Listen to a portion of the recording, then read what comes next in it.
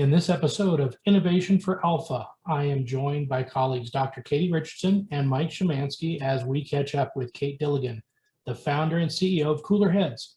Kate breaks down the personal reasons she created the company, which helps people undergoing cancer treatment avoid hair loss.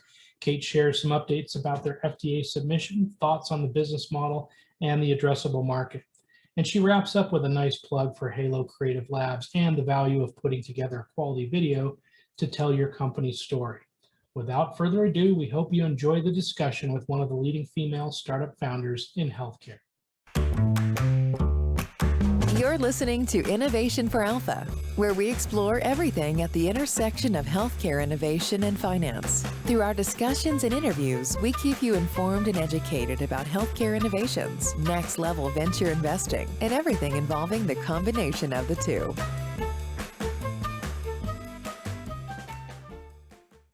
Welcome, everybody. This is Tobin Arthur, and I am joined by my colleagues, Dr. Katie Richardson and Mike. We are super excited to have Kate Dilligan with us today, and she's got a company that we've loved for a long time. We're excited to get an update and talk about Cooler Heads. This podcast is going to be distributed through our Innovation for Alpha podcast, as well as it's going to be part of our Pitch Club event coming up focused on oncology. And so we're really excited to have Kate joining us. I presume from San Diego today, Kate, is that right? Yep. I'm going to have Dr. Richardson kind of kick things off and maybe just talk about the background of the company before we get into updates and things. Dr. Richardson?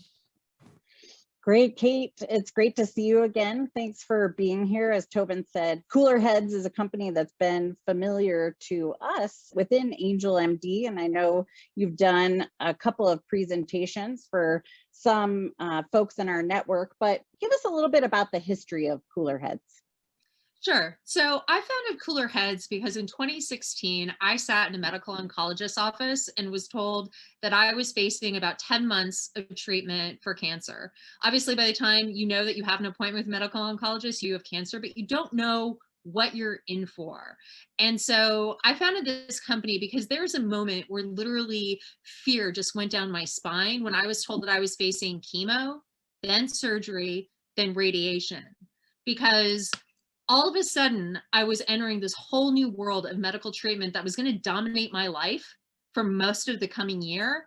And I had no idea how to manage what was about to come. And it was actually through the research that a good friend of mine did who sat with me in those first appointments that I learned that there was a way that I could actually keep my hair during chemotherapy. I'd never heard of scalp cooling. I had no idea that it was a thing. And at this time, there was already a device that was cleared by the FDA. So the problem with scalp cooling is that it's really expensive for both patients and providers, and it's really hard to do well. The way scalp cooling works, and so understanding it is understanding the therapy is important to understanding how we've innovated.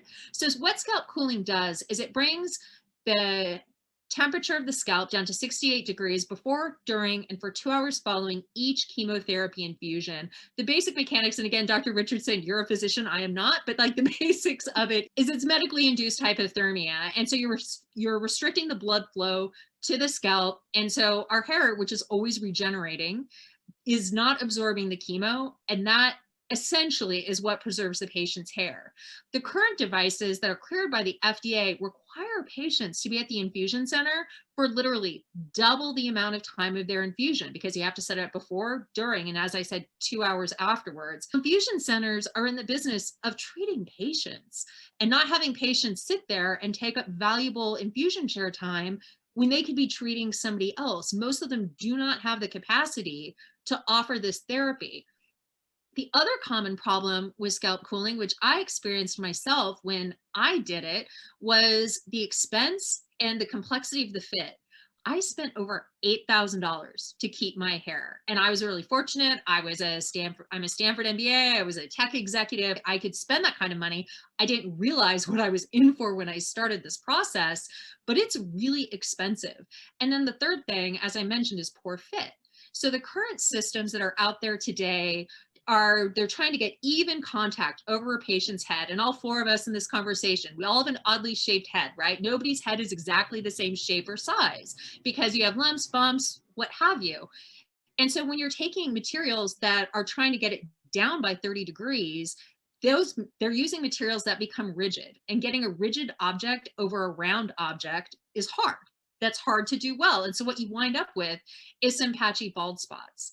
And so what we've done at Cooler Heads is, after I got through treatment, I decided that I really wanted to solve for the problem of what should patients do next? What are the therapies that they should be able to take advantage of to manage their health and well-being as they're going through treatment, and then afterwards into survivorship? So our first product is the first portable self-administered scalp cooling system that will be affordable to patients at $1,200 versus $3,000 to $8,000. I've heard of patients paying up to $10,000.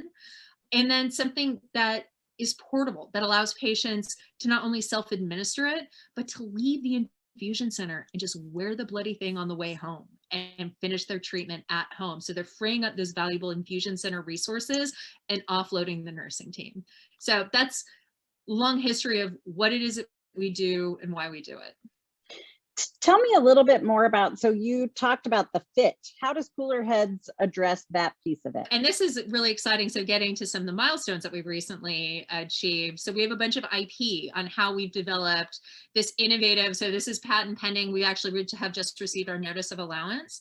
So what we've done is we've created cooling wrap that literally wraps around the patient's head. And we're using materials that are used in surgical gowns. So they're flexible fibers that essentially, they remain pliant when they're cold. It remains flexible. And then we have an outer compression cap that goes over the patient's head that you literally inflate with a blood pressure pump. They're just like an air pump like this to make sure that you have an even snug fit over the patient's head. We thought long and hard about that innovation and creating something that would give a better outcome so patients could get the secure, even fit that they need. Very cool. And I have one more question before we get into additional updates. Have you done studies with your apparatus compared to your competitors? And what has your data been showing? So our data, again, so sneak peek at an update, we just submitted our device to the FDA for clearance. And so we have a wealth of data showing that we're providing the equivalent therapy temperature as the existing devices. So we have extensive data showing that we're maintaining the same scalp temperature as the existing systems. And we also did, as part of our 510(k) process, the FDA encouraged us to do human factors testing. And so, which is essentially their rigorous way of doing usability testing of what would this look like in the real world? How would a patient interact with this device? Can a patient actually successfully use this on their own? And so we feel really confident going into that, submitting the file to the FDA with the solid data that we have. That's really exciting. And it sounds like probably less bald spots too, based on your newer technology. So that's very cool. I had a friend now 2 years ago, she's now 2 years out, which she went through the same thing. And because of your company, I was able to tell her about this technology, because prior to Cooler Heads, I didn't know about it either. So very exciting. It really, cold cap therapy, really, it's an orphan therapy because and actually, interestingly enough, cold cap therapy is now recommended by the National Comprehensive Cancer Network that it should be offered as standard of care to chemotherapy patients. But most doctors don't talk about it because they don't offer it at their infusion center because of the time and expense and the poor fit that we've talked about. And so they haven't seen it out in the wild. So they don't talk to their patients about it if it's not something that they offer. So we're coming in and saying, hey guys, we've solved the problem that the sickest patients fear most, which is hair loss from chemo. 8% of patients refuse chemo because they're worried about losing their hair. That's not something I've made up. That's data published in JAMA. The fear of treatment is very real. And so by creating a product where our principal investigator at City of Hope, Dr. Hill, she said it very succinctly in a way that I liked. She said, Kate, the thing is, when patients come to us and they're worried about side effects, we know what to tell them. We know how to help them. With hair loss, really, it's been something where we're like, well, do you have enough money? Can you do this? And so she's like, this is going to democratize treatment. You said something very interesting there that I just want to clarify a bit. You would say that the largest hurdle is really education of the product, education of the process, or differentiation of the product versus the competition. I think it's twofold. I think it's education and bringing to doctors. So we spend a lot of time talking to doctors who don't have scalp cooling integrated into their clinical practice to understand why. And I talked about the reasons why: the expense, the throughput problem, et cetera, et cetera. They're like, look, if you can show me data that what you have actually works, great. And that really is what we're focused on now, is getting our device into the hands of patients and doing what we're calling controlled commercialization, and doing pilot programs and some studies at 20 medical centers through 22. So when we start to do a broader, national launch at the beginning of 23, we have those case studies, we have those testimonials from both patients and providers being like, yeah, it tastes great, less filling, like it solves this problem. And so we can really support those initial patients and have them have a really good experience, and then really push it out. So The we can existing data from start the existing small. system, I assume the existing systems have data of their own, like They do. your predecessors.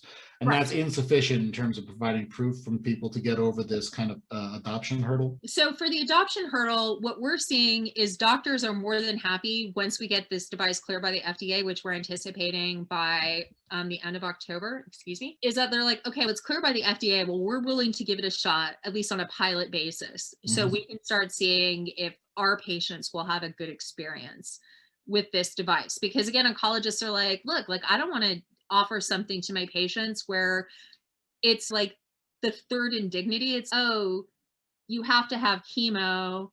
Oh, your hair's going to fall out. Oh, wait, there'd be a way where you could keep your hair, but you can't afford it. That's a lot of gut punches Right. to give to somebody when they're already facing a medical crisis. So going to providers and saying, hey, this has been cleared by the FDA. We'd like to roll out a pilot program with you. And we have this massive cost savings advantage over the competitors. Because doctors literally tell me, like, the infusion centers that offer it, a lot of times they're thinking like, do I want to tell this person about it or do I not? Because do I think they can afford it? Right. Well, there's so many topics here I'd like to cover. I'm going to try to take a narrative timeline issue of this in order to try to bring out a few of them together. So you mentioned you're going to the FDA later this year. I assume this has been a It's long in front time of coming. Yes, so the device was submitted in May, and the whole file was submitted. And so the process is, because this is a class 2 device, we're doing what's known as a 510K. So to your point, Michael, we're pointing to the predicate devices and saying it's equivalent therapy. We'll know by mid-July what feedback, if there's any additional data that the FDA needs, because for us, the 90-day clock that they have to review the file would be before Labor Day. But obviously, for those people who are listening or watching this, know that when the FDA gets back to you for more data, you have up to 6 months to get back to them. Right. We've given ourselves a good 10, 11 week elbow room in there, saying we think that, because I don't have a crystal ball. I don't know what the FDA is going to come back to us with. That's why we're saying end of October. It'd be great if we could beat that, but that's working with our regulatory team, talking to other founders, that's realistic. Well, related to that timeline, let me ask you this. Obviously, the last year and a half has been a rather unique period for no reason, no clarification required. Do you feel like that time has hurt your timeline in terms of bringing to market? Has it improved or harmed your ability to educate? Or what do you think that has happened as a result of that time? Has it hurt? Has it helped? Why in each case? I think in some ways it's helped. So we were able to hold within a quarter our major milestones. So like, obviously hardware, you always want it done faster, what have you, but we were within a quarter of what we initially projected. So during COVID, with most of our engineering team working remotely, we feel really confident about that. But cooler heads, we're at this intersection of taking therapies out of the clinical environment and having them be patient administered to reduce cost and to improve outcomes. And with COVID, there certainly has been additional tension to that, because hospitals are full of sick people, right? Like when you're sick, that's not where you want to go. Like when I had surgery, within 2 hours of waking up, and I had pretty major breast surgery for my cancer, they sent me home. Like they don't want you there. Yeah, And I so, imagine for consideration like COVID, you have immunosuppressed individuals as well. So like add an additional level of concern. Exactly. And for patients undergoing chemo this past year, a lot of them have been told that scalp cooling wasn't an option for them, because the devices like the ones that I use, which are over the counter, which literally you have a helper that are switching ice packs on and off your head every 20 to 30 minutes. You weren't allowed to bring anybody with you. Mhm. And so there were social media posts of like women bringing in ice chests that have 50 pounds of dry ice in them. And they were going to try to do this themselves as they went through chemo, which as somebody who's had 8 cycles of chemo, I cannot imagine that. Like hat off and like major props to those people. But then even the ones that offer the med devices, which keep you there longer, they're told, we don't want you here all that extra time. We're destroying your immune system. You should like Your hair versus your life. And they're saying, look, we don't care. You have to get out. and to the point, there's also a renewed interest in medicine and overall patient well-being. And by our taking this approach, having it be portable, patient administered, more affordable, Right. like we can address those concerns, but we're also taking the safety of the patient into account, because the patient's the only person that touches the bloody thing, and they just wear it as they travel home, Perfect. as they would normally. So to your point, Michael, like doctors care about patient well-being, they care about overall quality of life. But to your point, during COVID, it's, hey, like we have to do no harm. Like my mammogram, as a recent cancer survivor, my mammogram was pushed off by 3 months because my med onc was like, yes, you have, but there was such a severe spike. He's like, I actually don't want you going into a medical center. Right. And so we can all readily acknowledge that. choices made. Right? We can readily acknowledge that a patient's state of mind and their morale, their general feeling of wellness is dramatically affected by the hair loss and by these other things. And of course, that self-wellness or that self-feeling follows through towards how they generally tolerate chemotherapy and what the recovery rates are, and even data pointed that. But when you have a situation where a doctor has to make a choice of this kind of nebulous patient wellness concept of mental wellness versus a hard and fast rule of, if somebody gets sick in my clinic, that's something that I caused, they have to make that binary decision, even though it's a very kind of smooth scale. Yeah. Absolutely. It's what is that scale of good. There's a much Right. better, there's a phrase that's not coming to mind about that. But yeah, you have to choose what will cause the greatest good and what will avoid the greatest harm. Can I ask you just a couple questions? Because I sense too some things that you guys have learned from and iterated on, and I'd want to just get your thoughts on it. So one is, I think in the past, you've been thinking about buy versus lease on a product like this. And it sounds like if you're thinking about the buy, I'd love to hear where your thinking is on that. And then maybe we'll just start with that and then I'll get to the other questions. Sure. So patients that go through chemo normally do chemo over 2 to 4 months. So it's a pretty discrete amount of time. Most patients, it's between 4 and 10 infusions. Obviously, there is variety there, but most patients go through chemo for a pretty discrete amount of time. And what our device is, it's a portable cooling unit, which is 25 pounds. It's essentially the form factor of the briefcases that airline pilots use. So those wheeling briefcases, it's much smaller than a carry-on. It's designed to be something that the patient just rolls with them into the infusion center, plugs in, uses, and then it has a battery which allows them to leave, and it plugs into the 12-volt charger in the car. And so what that machine does is it circulates a water isopropyl alcohol mixture, which is what provides the cooling. And the cooling unit is attached via cabling to our cooling wrap that I was talking about. So that pliant wrap that literally is velcroed around the patient's head, and then there's the compression cap over it with those air pockets that creates the snug fit. So that machine in and of itself, a patient is going to have it on for 60 to 80 hours on average. And disposing of those machines is really wasteful if it was on a per patient basis, because people only need them for a discrete amount of time. So now the part that touches the patient's head, the cooling wrap and the compression cap, those we're going to do on a per patient basis because gross. Like, I don't want something on my head that's been on some other random person's head. And it's also just too hard with sterilization and dealing with lice and dealing with people having fleas in their house, like too hard. And those on a per unit basis aren't that much money. But the way that we get to being very profitable is by renting that machine out over 16 rentals, over 5 years, because we're using components that have been developed for other therapies. And so these devices have 2,000 to 3,000 hours of useful life in them. So saying we're going to peg it around 1,000 hours of useful life over 5 years is very realistic. So we have stuck with the rental model because for us, just from me as somebody who wants to contribute something to the world but doesn't want to create a bunch more crap in landfills, like we should be reusing them. And there's no reason not to, because again, all they're doing is circulating fluid. So there's not a gross factor there if somebody else used it.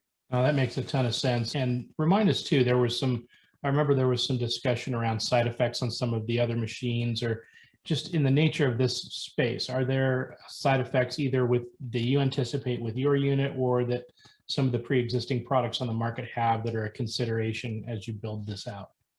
The thing that we've really been watching on for side effects, like the one severe side effect that could, potentially harm a patient, would be frostbite. And so there are instances, I'm going to try to speak English, my goodness. There are instances of frostbite that have been reported to the FDA with one of our competitor devices. And we're going to be having patients use them with a hairnet and a brow wrap and things like that to prevent that. But we also believe that we're controlling the temperature enough that really shouldn't be a problem. But the most common side effects with scalp cooling are pretty transient. So it's headache. So imagine brain freeze. Like, we all have that experience of having a cold drink or that first lick of ice cream in the summer and you get that sharp pain. That can be associated with scalp cooling, headache, some feelings of claustrophobia. But in terms of like actual harm to the patient, frostbite is the only thing that we really have to worry about. But we believe the use case, the way we're having people use it and the way that we're able to regulate the temperature, that shouldn't be an issue. Hypothermia is not an issue at all?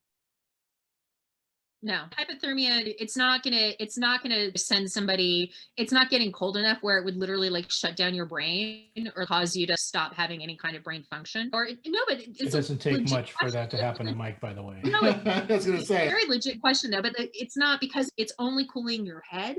So it's not gonna impact your brain function or respiratory function. You also indicate in some of the language, I know over time you've been thinking about how do you build a sustainable company that's going to have some financial success, because that allows you to have bigger impact. And we'll talk about that in a moment. Talk to us a little bit about two things, and I think they're tied together. First of all, the overall addressable market of this particular product, but I think you're also thinking broadly about that whole aftercare experience of other things that you can do that are add-on products. Maybe give, to the extent that you're ready to, some of the thoughts about that.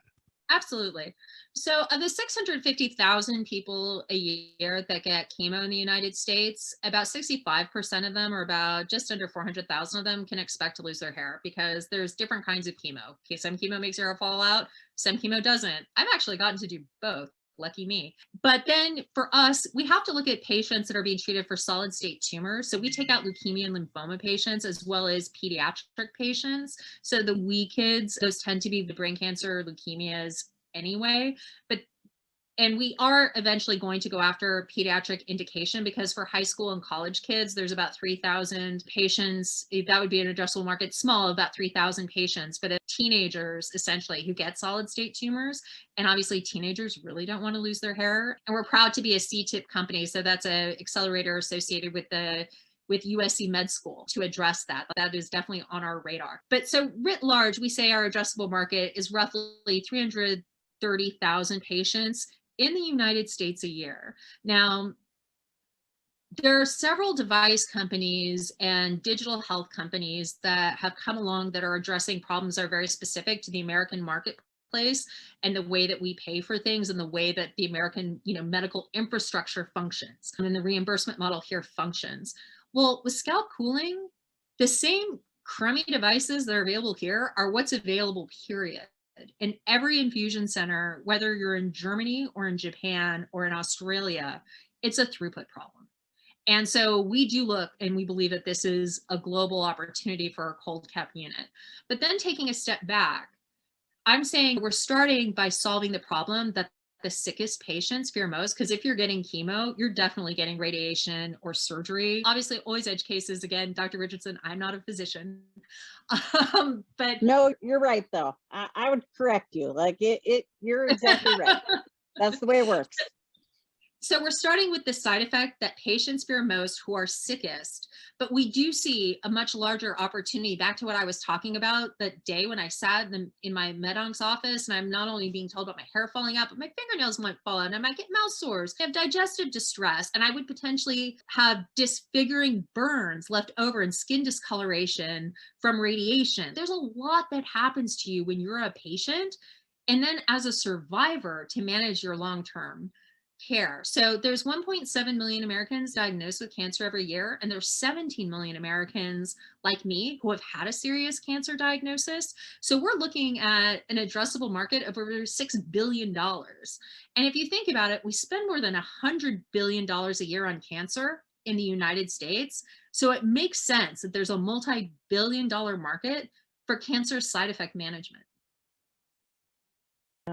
And you mentioned this already, and I think Mike did as well, but I just think about the mental health. Like, you've been given a diagnosis of cancer. You don't know, you're going to be thinking positively through it all, right? Hoping for the best outcome from your treatment and all of that kind of stuff. But you pile on, so your mental health is on shaky ground to begin with, I would assume. And then you pile on all of these horrible side effects, and the losing the hair, at least for my close friend, like that was, she has beautiful hair. And that was, so do you, by the way. That was one of the things where she was like, oh my gosh, like, I can't believe this is going to happen. And then you go to the wig, to wear the wig, to not wear the wig, and all of those types of things. So if you could just keep your hair, that would be amazing.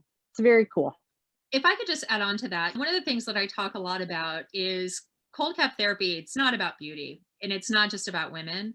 It's privacy, agency, and identity. There's a reason why Roe, Hims, and Keeps has raised over $800 million, and Hims went public around male pattern baldness. Like, men care about their hair.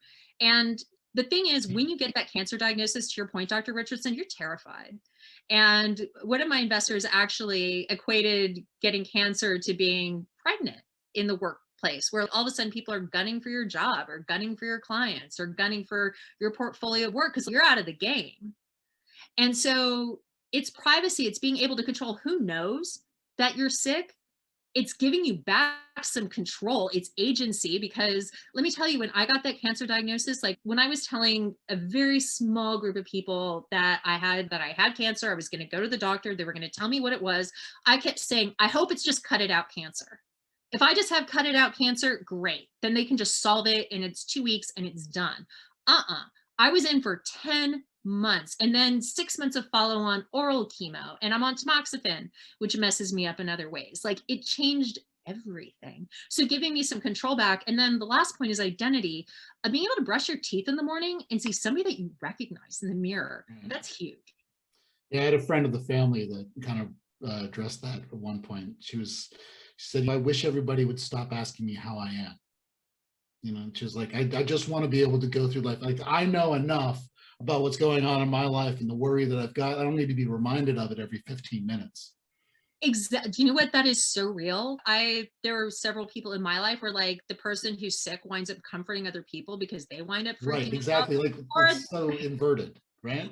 Or they start telling you, my Aunt Matilda had this terrible outcome and like Exactly. third eye and then died 2 days later. And you're like, thank you. That is not helpful. Can we talk about Downton Abbey? Because I really don't want to talk about my cancer again. Exactly. Right. Exactly. Yeah, precisely. So let me ask you something that you touched on a few times. Your personal experience obviously was a big driver in terms of you building this product, you creating this company. And what do you think that brought to the table, both in terms of your personal view, your investment in the company as a whole, but also about the advantages that it gave you in terms of understanding the insights of other patients or your potential clients, basically? Yeah, obviously being a survivor just gives me huge credibility. When I talk to, for example, Dr. Hill, who's our PI at City of Hope, who's doing the study on the benefits of scalp cooling for metastatic patients, or we have the great privilege of working with Dr. Hope Rugo, who did the de novo study to get Dignitana cleared, but reaching out to these thought leaders in starting with breast cancer, but again, all solid state tumors, saying like, hey, I've been there, I get it. And so being able to talk to physicians as not only somebody who's worked in tech, who has an MBA from Stanford, who looked at this and said, as I went through this, I was like, really, when I was going through treatment, I was like, these options are just all garbage. This is just garbage. And there's two things that are happening right now in healthcare in the United States, which I touched on earlier. taking things out of the clinical environment and having them be patient administered to improve outcomes and reduce costs. But then this thought of direct to consumer healthcare of patients, whether it's NERCs with birth control and reproductive health, and there's a ton happening in the fertility space with patients saying, hey, I have a particular health concern, whether it's fertility, birth control, male pattern baldness, but there's nothing for cancer patients. And back to what you were talking about, Dr. Richardson, like you get diagnosed, all of a sudden people are throwing jargon at you, and there's this like rash things that are going to happen. And it's like, when you're pregnant, there's plenty of places to go to find out what it is that you should be doing. When you're trying to get pregnant, there's a wealth of places to go to find out what are products that are safe and effective that will help me, whether it's to get pregnant or carry this child healthfully. There's not that opportunity for cancer patients. And so being able to I found this problem because I went through it, but I think I also had the business background to take a look at it and be like, oh, come on, we've got to be able to do better than this. And one of the things that I feel very fortunate is just being part of an entrepreneurial community with my background, with just people in my life who told me like, yeah, you can go do that. Why don't you go do that? You mentioned numerous times that you were Stanford MBA, and I know that this is part of your identity because you want to make some money here. Like this company is not something that you're just doing as a charity, but how do you feel about the fact that something that is so emotionally connected to your past and your experience and using it as a vehicle to generate revenue? Mm-hmm. Do you see them as being counterposed, or do you see them as being essentially the same thing? Actually, I think for me, especially as a female founder, and so in dealing with an issue that is emotionally charged, like that's actually been a story that I've had to get a lot better at telling, because early on, there were plenty of investors that I talked to that were like, hair loss from chemo, nobody really cares about it. Why don't you start a nonprofit? And so for me, it's been really learning how to tell the story that this is a significant problem. Here are the things that are happening from the regulatory standpoint, from the payer standpoint, from the clinical standpoint. Like these are all the things that are stacking up saying, hey, this is a real need. And then we're offering something that makes this actually scalable. Mm-hmm. It's been a game changer. So for me, it's really been learning how to tell that story as a cancer survivor, because to your point, there's some wonderful nonprofits and there's some wonderful work being done in the cancer advocacy space by former survivors. And I looked at this and I said, the way to get this treatment into people's hands is to make this profitable and scalable, because that's why it's not there right now. And so being able to take that, what is it, the green visor lens to it, looking at it from the balance sheet perspective in terms of how do we do this, and then being able to look to companies like Inogen, which does portable oxygen devices that they rent to patients, looking to other med device companies that have done the rental model, that have made it successful, that have been able to use venture debt and other kinds of financing vehicles to build out a fleet, being able to look to all of that to really craft something that now that we have the device submitted to the FDA, we've got these clinical partners on board and like, oh yeah, I get it. You make an interesting point, and that's the way I think about it often is that the capitalistic driven model, the profit oriented model, drives efficiency in any type of idea and implementation. And if you're generating enough utility and positive good for your patients, yeah, you're going to get paid for it. And what's wrong with that? You've generated that much positive good for your patients and that much positive good for society. That's a great thing. That's a win-win. Everybody wins. Exactly. It's, I think back to like in business school, one of the classes, like our HR class, it was all about you get what you reward. Doing the case studies on Southwest Airlines or Men's Warehouse, like these companies that really just have like outstanding customer service. I think about my customers will eventually be cancer patients, but my current customers are investors. And so how do I make them feel like, oh, this is a kind of inevitable, this is going to be profitable and scalable, and there's a playlist for how to do this. Right. Let's just the last few minutes before we wrap up, I want to hit 2 points. One, Kate, you've got some experience that I would love for you to share with other entrepreneurs and prospective startups around that very point, the storytelling and the use of video. And then I want to shift to how the AngelMD community can help you in the next steps. Give us a little sense of the balance of this year. What are the key things you're working on? So if somebody out there is a candidate for any one of those things, we'd love for them to engage with you. But talk to us a little bit about your experience of building a video to tell your story, what you learned from that, and how it's been useful in various different things that you've been working on. Yeah, so complete plug to the team at Halo. Back when planes were something that we all did without thinking about it, I actually went to Denver last year and shot a video that is just really proven to be integral to some of the things that we've been able to achieve in the last year. We were just selected, it'll be public on later this week, that Cooler Heads has been selected as one of the 25 companies out of over 1,100 applicants to be part of MedTech Innovator. And that Halo video, where it's me telling that story and making it approachable, because when you're early stage, especially with a device, because with a medical device, it's not like you can build it and get it, throw something out there in the market and get some people who are early adopters. Like, there's a regulatory component to it. Like, you're dealing with patients, like you can't just throw something out there. So it really is telling that story and having people become believers, not only in what the technology is and what the product is, but who is this person that says that they can do this? And why do I think that they're credible and the right person to do that? So having that capacity to have that told in a really concise way with the support of the Halo team, for me, has been really helpful.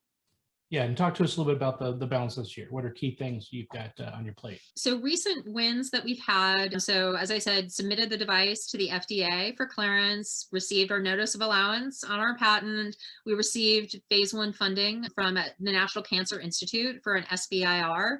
So this year we're taking all of that and bringing it to the next level. So we just opened up a 7 million Series A to build our inventory for launch later this year. We're pursuing a phase 2 SBIR with Dr. Rugo as our PI for the study that she wants to do at UCSF and some other associated sites, and really focusing on getting this device into the hands of patients by the end of the year is really what we're doing. We said with our seed round, we would get the device to the point where it could be cleared by the FDA. We did that. And so now we're off to the races. Now the hard part starts. And I'm really pleased also that we've grown out the team. So to my point about, am I the right person to do this? And we brought on a guy by the name of Dave Stroop to be our COO, and he'll oversee engineering, manufacturing, regulatory, and he's spent his career in med devices, in class 2 and class 3 devices. So he really understands the manufacturing and the delivery of these systems. Like we figured out how to build it and what to build, and Dave is going to help us build it to scale. One last thing on that point. So if an oncologist is listening to this, is there a way for them to get involved if they say, I'd like to be a site to test this with patients when ready, or how can they be engaged and be helpful? So I can be reached at kate@coolerheads.com, and I would love to talk to oncologists about how they would consider rolling this into their practice. So our goal is to have this at 20 sites at 20 medical centers by the end of 22. We actually already have 13 identified, including some pretty major ones that I've been mentioning, but would be really eager to talk to oncologists, but not just at the NCCN sites, but getting this integrated into community oncology practices is also really important, because the big guys have it and they're like, we have to do it because it's important. But being able to show, like, how do you integrate this into a smaller practice and not having it totally impede their operations and provide real benefit for their patients is going to be really important for us. We'll get any resources and links that you want us to share, both for the show notes for the podcast, but also with the Pitch Club audience and the follow-up emails that go out. So including Kate's contact information, the website, information about their round, etc. So we'll get those offline from you, Kate. Awesome. Dr. Richardson, Mike, any last questions, comments? I would be remiss if I didn't invite everyone that takes a look at this to our upcoming Pitch Club featuring oncology companies, which is going to happen on June 22nd. You can find all the information on the event on the angelmd.co website, and we hope to see everyone there. And I'll follow up with a similar plug for our Impact Investing Conference on July 13th. We want to really focus on this concept of doing well by doing good. But there's been so much focus on impact investing and ESG investing and all of these aspects of the market.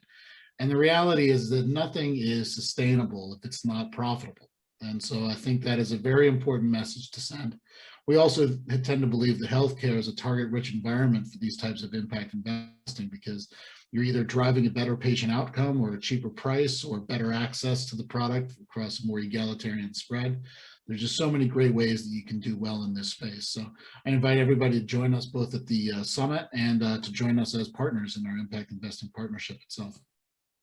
Thanks, Mike. Thanks, Dr. Richardson. And Kate, really appreciate you spending time with us today. We're a huge fan, both of you and the company, and we wish you all the success. We will get as much information as we can, as widely distributed as possible. Congratulations on the patents and the FDA work and MedTech Innovator being official here in the next couple of days. And we'll amplify that once that's out there and official later this week. So we'll be looking for that. But congratulations on a very successful year.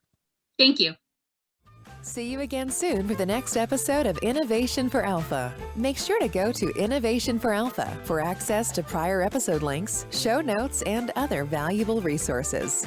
This show is for entertainment purposes only. Before making any investment decisions, please consult with a professional. This show is copyrighted by AngelMD Media, and written permission must be granted before syndication or rebroadcasting.